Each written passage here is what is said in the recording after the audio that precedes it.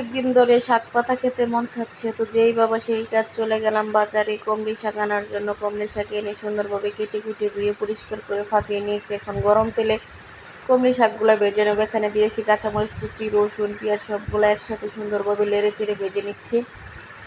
আসলে শাক পাতা পছন্দ করেন এমন মানুষ খুব কমই পাওয়া যাবে, তাও যদি হয় সেটা এরকম মজার শাক তাহলে তার কোনো কথাই নেই। তো কমলি শাকগুলোকে দেখেন সুন্দরভাবে গরম তেলে আমি লেড়ে লড়ে নিচ্ছি। আসলে এরকম শাক দিয়ে আমি 1 প্লেট ভাত অনায়াসে খেতে পারি।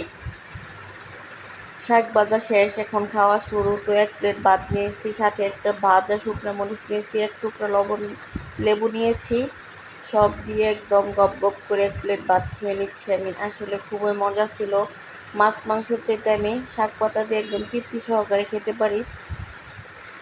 আমার ভিডিওগুলো যদি আপনাদের কাছে ভালো লাগে অবশ্যই লাইক কমেন্ট শেয়ার করবেন। আমার পেজটি ফলো দিয়ে রাখবেন পরবর্তী ভিডিওটি পাওয়ার জন্য।